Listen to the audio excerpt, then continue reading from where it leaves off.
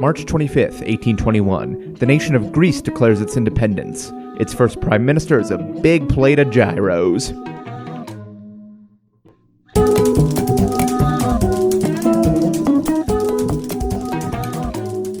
Welcome to The Revisionists. I'm Brian Flynn. I'm Zach Powers. And our guest tonight is one of Denver's darlings, and one of the co-hosts of Broadcast Geeks, not Broadcast Geese, Broadcast Geeks. Broadcast Geese is the all-goose version of Broadcast Geeks. That's all of our, where we talk about ganders and fouling. How much you fucking hate Sully? Yeah, of course. You have the Sully of the week, the worst of geese news. We talk about, of course, your quarterly bread review. Quarterly bread review, flying V tips. Most convenient places to poop. It's all everywhere. Just wherever you are. Yeah, just let it fly, man. Yeah. Let the bodies hit the floor. Mitch Jones, everyone. Hey, what's up, everybody? What a great intro for you to go immediately from goose shit to Goose shit. It's me. Hey guys, thanks for having me on. Thank you for being here, Mitch. Now, if you guys have not listened to this podcast before, then let me tell you the premise. The premise is as follows. Each not week, replace Zach with a robot. We're gonna replace you with Kirk Fogg from Legends of the Hidden Temple. Yeah. I got to get my hosting abilities down a little better. I'm aiming for Survivor. Anyways, Probst, watch your throne, motherfucker. Each week we cover one person or event from history. One person tells the real story of that person or event, and another person comes in with a crazy alternate bananas batshit version of that person or event's life and times. And at the end, we vote on which becomes the real history. And last time our subject was Leon Trotsky, and the alternate history won. The alternate history is largely the same as the real history, except instead of dying, Trotsky went to the North Pole and caused a communist overthrow of Santa, who is exploiting the elves' work, and turned the North Pole and Santa's factory into the socialist paradise that Russia never was.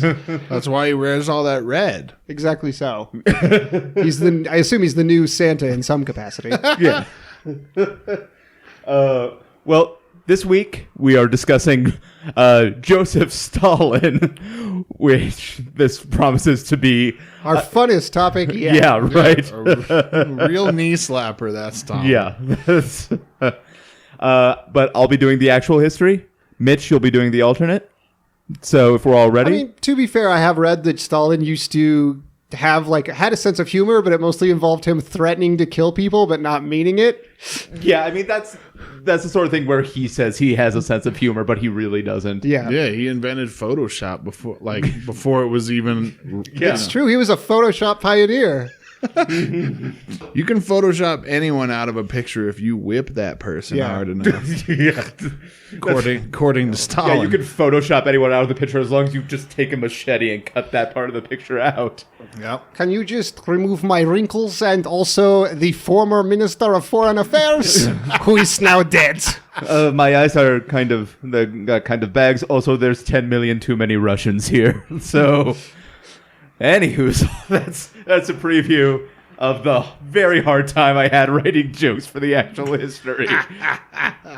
But Joseph Stalin was born Yosef Yogashvili in Georgia, 1878. America, Georgia? No, Russia, Georgia. Oh. Which they would take great offense to me saying that. But come at me, Georgia. It would be great if it were American. You could make it American Georgia if you want to give him a nice Georgian accent. Yeah, great. Yeah, he's a simple peanut farmer. Yeah. Who rose to the highest office in the land. What a mighty hot day here in Siberia. Man. My mama always said, if you don't have nothing nice to say, kill most of the population. Yeah. It's most of the population has nothing. I can't even do the accent. Fuck it. He was born with 2 conjoined toes. He eventually grew a smallpox scar on his face. Did he have smallpox? Yeah, because he got smallpox. No, he just incidentally. Yeah. and he injured his left arm in a horse-drawn carriage incident, which it was always shorter and stiffer than his right arm. He joined the Russian Social Democratic Labor Party after being expelled from seminary because he missed his final exams. He was out panty raiding earlier in the... Yeah, for warmth. Yeah. Warmth. You put on like 6 pairs of panties. You can keep warm anywhere in Russia. Real sort of Dennis the Menace type childhood. Yeah. Yeah. He did... And a real kind of Red Menace adulthood. He did... This is a direct quote from one of the articles I was reading about him. He, quote, made a living off of donations and criminality. He was a founding member of the Bolsheviks, the party, not the band. Played tambourine for him. Yeah, yeah. Mandolin. He was their 5-string banjoist. A lot of blistering banjo solos. Yeah, of course. From Stalin. So, he wrote propaganda, organized strikes, and raised money largely through bank robberies, kidnappings, extortions, and assassinations. But what Lenin liked most about him was his charm. That's true. And also his street smarts. So some point around this time, he begins using the alias Stalin, which means roughly Man of Steel. Yeah. Which is the second worst Man of Steel, probably, after the Zack Snyder one. And if you rearrange his birth name, not a lot of people know this, it spells I am Joseph Stalin. Fuck off. Yeah, his birth name was fucking Tom Marvolo Riddle. Uh-huh. Elvis. I think in Russia it's Tom Elvis Riddle. That could be somewhere else, but somewhere it is Elvis. Oh, God damn it. In 1917, as part of the October Revolution, he forcibly removes the editors of Pravda, the newspaper. This becomes something of a trend for him. Later, he's dispatched to the city of Tsaritsyn, later renamed Stalingrad. There, he exerted control over the military, ordered the killings of counter-revolutionaries and Tsarist elements, which were so-called revisionists. Oh, uh-oh. Bow tie. Get me out of here. Yep. Don't know. Oh, God. Exit stage left. Boing.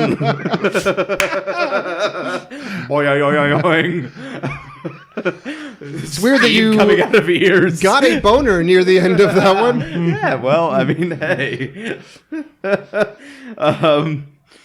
He also burned villages. Great segue. He burned villages to induce submissiveness in the peasants. He sort of turned against his native country of Georgia by fighting against their quest for autonomy. Like, he fought for more control from Moscow. And after Lenin's first couple of strokes, their relationship was kind of souring anyway, independent of the strokes. And Lenin put out a letter called Lenin's Testament, which, excuse me, which instructed people to remove Stalin as general secretary of the Communist Party. And Stalin suppressed the release of this letter and became general secretary of the party. And the unquestioned leader of Russia. And in particular, I would say around this section of Stalin's life, if you listen to our last episode, there's a lot of crossover between Trotsky and Stalin and what was going on at this time. Yeah, and I mean, this is all very... There's not a lot of depth in a lot of this story just because there's so fucking... It's Joseph Stalin. There's a lot of shit. But... So he becomes unquestioned leader of Russia. So the first thing we'll really look at is the process of forced collectivization of farmland, which especially targeted a group called the kulaks, which were, in Stalin's terms, too rich to be real peasants. Uh-oh. You know what I'm going to say? My famous best pun of all time. They were the 1%. percent. Brought it back. Yeah, call back to like a year and a half ago. Look at the glass shattering on the board as you dunk that one. He's been planning this for a year and a half. Finally. Go back to the Rasputin episode to hear the origins of that old That joke. was it? I think so, yeah. Okay. God damn it. Super mega callback. Yeah, episode 6? Anyway, forced collectivization led to what's called Stalin's first famine, or not like baby's first famine, but Yeah. like Stalin, the famine of 1932 to 1933. You got to give it to him because not a lot of people, when you say, "Oh, that famine they caused," Not a lot can of people get a follow second up one. with which one? Yeah. Maybe the first one. Well, he was a big believer in second chances. Yeah, his second famine really had a sophomore slump, in my opinion. Yeah, he was the Pinkerton of famines. Oh my god! In that fewer people died. Estimates for the deaths from the first famine range from 5.5 to 9 million people. Which this is the challenge of Stalin because it's also like hard to make jokes and be like, anyway, no one knows how many millions of people died. Any hoozle. Yeah, well, I mean, this is a man who is in competition with Hitler, with the most murdering person to have ever lived. Yeah. Depending on how you ascribe deaths from World War II, you could ascribe Right. those to Hitler. Yeah, definitely. But fear of famine backlash and backlash to mass migration. Sorry, it's like baby bump backlash. Led to what was called the Great Purge, or Stalin's Great Purge. He was a fan of putting his name in front of things, which we'll see. Sounds eerily poignant for this turn. Oh, you'll For this see. day and age. Also, he has a strong Russian connection. I got all my. I'm out of cartoon noises. Toot toot. Anyway. Glaven. I just go into The Simpsons now.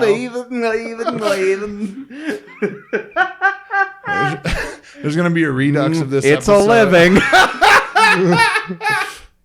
We need a redux of this episode that's just all the noises. Bonus track. Yeah, wait till Stalin meets Hitler and he's all, well, heartily ho, neighborino. Let's my make God. a treaty Yes. about Poland. I mean, Flanders looks a little bit like a skinny Stalin. Oh, you can never unsee that one. Stupid, sexy Stalin over here. Nothing at all. Actually, look feels at, like the peasants are wearing nothing at all. look at a picture of young Stalin, because kind of stupid, sexy Stalin. Yeah, no, young Stalin looks like an asshole in a coffee shop. Like any self-identified. Yeah. That's We were just shown a picture of young Stalin. yeah. Young Stalin. More It's like like- yum Stalin. He's like, there's this guy, Lewis something, who was one of the conspirators to kill Abraham Lincoln, and there's a picture of him in his cell, and he is just fucking smoldering. And it's like, this is like the hottest guy I've ever seen, but also virulent racist who helped kill Lincoln. Yeah. So, I mean, that knocks Pros him and down. cons. Yeah, pros and cons. But the Great Purge, through the use of the NKVD, which was like the secret police, and show trials and false accusations and torture and murders of the families of the accused, basically Stalin eliminated everyone who was posed a threat to him in the political system, but most of the people who died as a result of the purge were normal people who just ended up being accused. Around 700,000 were executed. But Stalin also cultivated the cult of personality around him. Yeah. Like many artists who painted his portrait, if they didn't do it to his liking, were killed. Is that what that song Cult of Personality is about? What song is that? Oh, you never heard Cult of Personality? By whom? In Living Color? Oh, okay.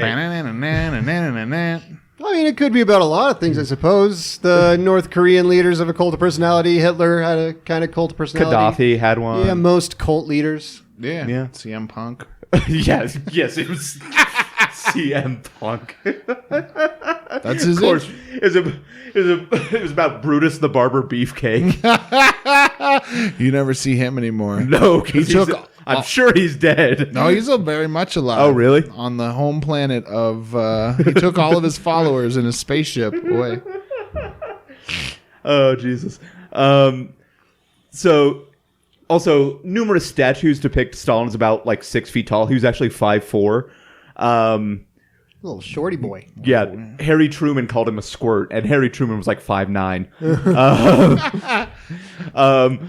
But he also had really fancy titles attached to his name, Corpheus of Science, Father of Nations, Brilliant Genius of Humanity, and the Gardener of Human Happiness, which is one of my...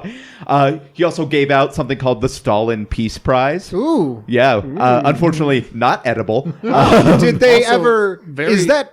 Can I ask, is the Stalin Peace Prize still going, or did it get discontinued for some reason? Surprisingly out of service. Also very ironically named. Yeah. We decided to go with Nobel, the guy who invented dynamite. Instead, That seemed less ironic. Weirdly, the Stalin Prize for Chemistry is still going. Don't forget about the Stalin Academy Awards. Yeah, of course. And the Stalin Globes. And the Kid Stalin Award, Stalin's Choice Awards. You get slimed! to be fair, the Stalin Golden Globes are mostly for when the teleprompter goes out and somebody just has to vamp for a long time. God damn it. Oh, it was such a subtle pun, I didn't even get it for a minute. He also pioneered the concept of branding certain entities enemies of the people. Ooh. Yeah. Suppressive persons. Yeah, which is basically the cult of personality meant that, everybody loves... It's like everybody loves Raymond, but everybody has to love Stalin. Yeah. On threat of death. Everybody loves Stalin. Especially his brother, Robert Stalin. What? Yeah, he's like, hey, Joseph. Yeah, Bobby Stalin. He's like, it's the fucking Billy Beer of... Yeah. Everyone needs Bobby a fucking... Stalin.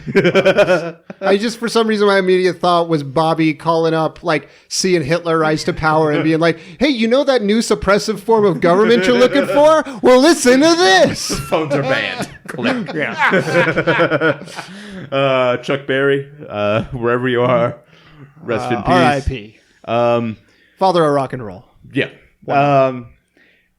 So he also engaged in mass deportations of ethnic minorities and political opposition. Sure.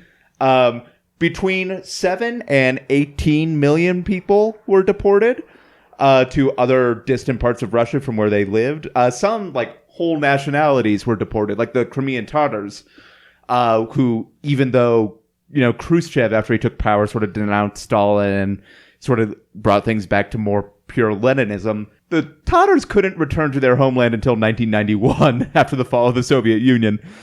Anyway, 14 million people went to the Gulag, independent of this. 43% of the people who were deported probably died. So that's anywhere from 3 to 9 million people, maybe. Estimates of the amount of people who died before World War II as a result of Stalin's reign range from 6 to 20 million people, which is a very big range. Mamma mia. Which brings us to World War II and the Molotov-Ribbentrop Pact that Stalin signed with Hitler, which was basically, it was revealed later, divided Eastern Europe into German influence and Russian influence, and they're like, hey, let's not blow up our spots. Stalin, after signing the agreement, still pursued he pursued involvement in the Axis powers up until the point where it became clear that Hitler was just going to invade Russia anyway. Yeah. So the Nazis invade, and there are two, the battle that gets the most attention is the Battle of Stalingrad, which is maybe the costliest battle in human history. Yeah. Goes on for over 6 months, over 2 million casualties, but the Russians resist the Germans and they repel them. While that's going on, the siege of Leningrad is happening, which lasts for over 2 years, and the military in the region is very weakened by purge after purge after purge.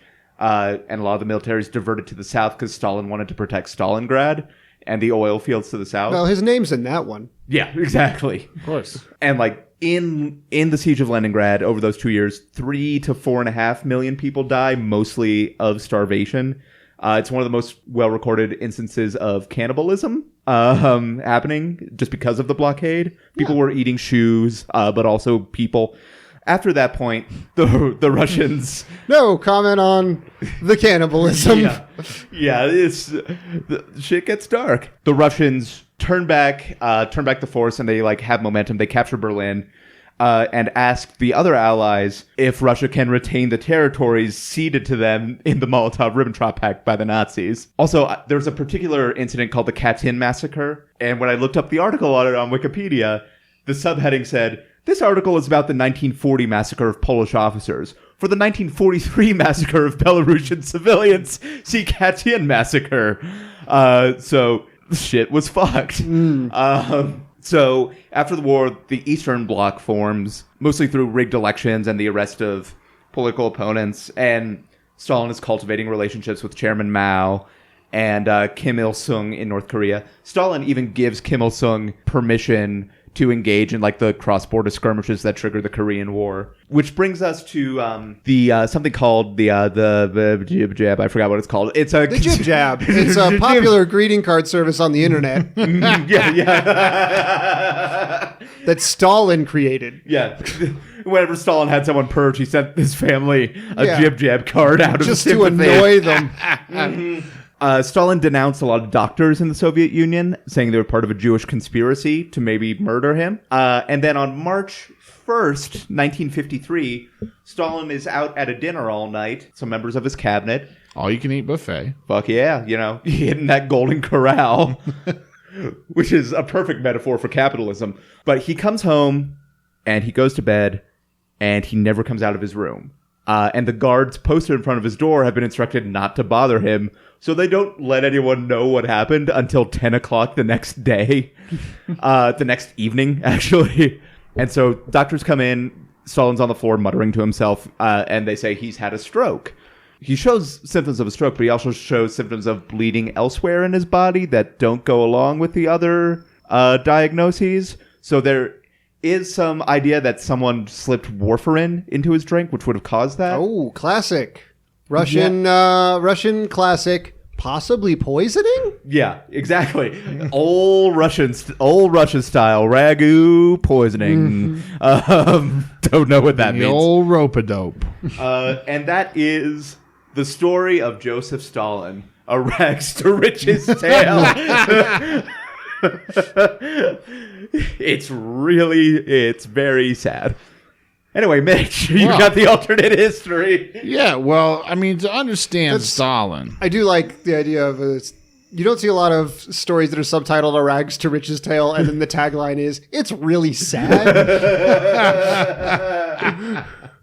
To really understand Stalin, you got to understand he was from Georgia originally. Then he moved to the big city, Russia City. Russia City. It didn't really have a name. But it was just called City. He was there, and he started going to school, and he was so good at playing ice figure skating that Stalin actually got his name up on the water tower there, and they ended up just calling the town Stalingrad. So because he graduated. But he went on to like a college school and a college school. Things in Russia have really generic names. Yes, college school, supermarket, Eat food slop, please. train holding place. But so pretty much after he's getting ready to graduate. They've named the town Stalingrad. But so he's in high school pretty much. Until a new kid in town moves in, a little kid by the name of Adolf. And so Not a very popular children's name. No. After a certain point. no, Yeah, not at really. that time though, I think it was actually relatively popular. Yeah, dude, it It was was like the Mackenzie of its day. yeah, Totally. But I mean, everyone's mystified by this new guy and his trendy mustache that he's carrying. All the Hollywood stars are having this mustache, and now this guy does. He's mysterious. But basically, All of the Hollywood stars. Stalin, Charlie Radner, Chaplin. and others. Laurel and Rita Hardy. Hayward. Carla Gugino. Yeah. So they got this little toothbrush mustache, and basically Stalin's the most popular kid in the school. But Adolf shows up, and he's kind of mysterious, and people just trying to hang out with this guy just because they know.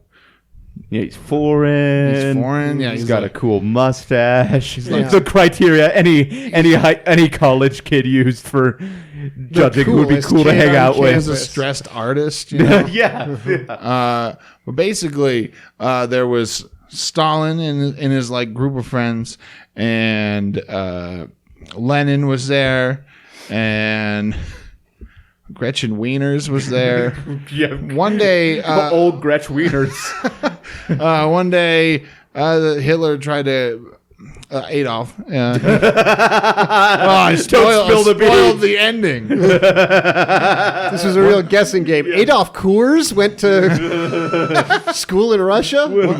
One day at lunch, Adolf tried to sit at the table with these guys, and he was told they couldn't sit with him. So he decided to take it upon himself. And Better have some Mean Girls references in it. that's where I'm going. Oh, yes. Not to. I can edit that part out for spoilers. It's Spoilers. okay. It's a very half-baked idea. I don't know, but Stalin eventually, he's kind of works the audio visual. He's he's breaking ground with his Photoshop game. He's photoshopping people's school pictures so that they look better. Well fed. Yeah, well fed. Then one day he Lenin moves away, goes to college. And by that I mean in a big glass box where his body does not decompose.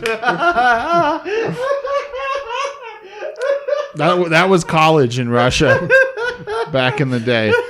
You had to be very privileged to go to Russian college. Keep going. Oh my. You really like that? Well, Because I'm in college right now and I can identify with it. yes, college is basically a glass box where you can see the outside world but slowly suffocate. Yep. Yeah. But so he's getting popular. He's trying to get everyone on a wellness plan. He tries to cut out all the rich Russian foods that everyone Like food. food. But after all that, he kind of feels empty inside. So As does everyone else because they haven't eaten. just as everyone else. Anyway, millions of people died. Millions of people died, but Stalin was just too busy trying to soup up this old race car that he got from his dad. Because after being an ice skating star, being the most popular kid at Russia High, and he couldn't ever get the love from his dad because he couldn't ever restore that car to where it needed to be. Yeah. So eventually, he's so in with his own shit that he doesn't care really about his outside image. He kind of focuses on his own project. But meanwhile, Adolf is becoming the most popular kid in Russia High, and so he starts to become. He starts to have more people gravitate towards him, and Stalin gets jealous, tries to set him up, plants drugs in his locker. I don't know where this is going. Eventually, it comes time for the big dance. Oh, we all know where this is. I don't. The big dance. World War II. Big dance. World War II. America was there after 1941. FDR was there. FDR. Strangely, not participating In the dance. No, couldn't do that. He had too good of moves. He was too good at breakdancing. People would know that he was from the future. But so Stalin knew this was his one chance, that he had to win King of Homecoming. That's what they called it in Russia. Homecoming. King of Homecoming. Yeah. Yeah, in Soviet Russia, something. Dude, great. Yeah, he's there in his very rough, formal dress wear. Meanwhile, Adolf had the nicest. What was it? Louis Vuitton. Hugo Boss. Hugo Boss. Yes, Hugo Boss. Just some spoiled rich kid where the currency was just still strong. Came down for the big dance, and everyone was just expecting that it was up between Adolf and Stalin, who was going to be homecoming king. And Stalin actually ended up winning. Oh, okay. I thought there'd be more tension in there. There was. Yeah, there was. I mean, and as he was accepting his crown and his tiara. His tiara. Beautiful tiara. Unbeknownst to him, What's going to... Adolf just he dumped a whole bucket of pig's blood on him. Started Mean Girls, went a little Ferris Bueller. Then I think we got to where we were going next. Carrie. Yep. Those movies are all parables for the Russian Revolution all the way up through World War II. Yep. Especially the John Travolta parts. Well, yeah, Carrie makes sense because someone gets a bunch of red on them and then a bunch of people die. That is, yeah. Look at the clues. Look at the clues. Follow the money. And of course, Sissy Spacek was at the Nuremberg trials. But, so Stalin decides to calm down, maybe settle down. Wait, this is not what happened to Carrie. Have a few strokes. I've had a good run. I've been to college. What do you want to do after college? Have some strokes, I guess. Some cerebral damage. I don't know, maybe travel a little bit through Eastern Europe. Eastern Europe. There was long winters, very, very turbulent times for the young man. But that all changed when he invented the yo-yo. Wait. The first man. Did we just jump right into like Hudsucker Proxy? Is that where we're going now? It's a tour of American cinema classics. Stalin, we hardly knew you. He picked up the Leonard Maltin guide and flicked to like 6 different pages. He was like, all right, that's this part. Anyway, that's when Harry met the Hendersons. And then Sally immediately thereafter. What about Bob? What about? That's what they used to call it in Stalingrad. Call what? I don't know. Eventually, They used to, because he had a brother named Bobby who disappeared after a point. Yeah. Hey, what about Bob? No questions about Bob. no questions. No one will ever ask questions about Bob. Never again. But basically, Russian accent. He's getting older. He realizes he's not getting any younger, so he settles down. Has a few strokes, takes over his dad's tank dealership in eastern Stalingrad, and rides out the rest of his days as a war criminal Tank dealer. slash tank dealer.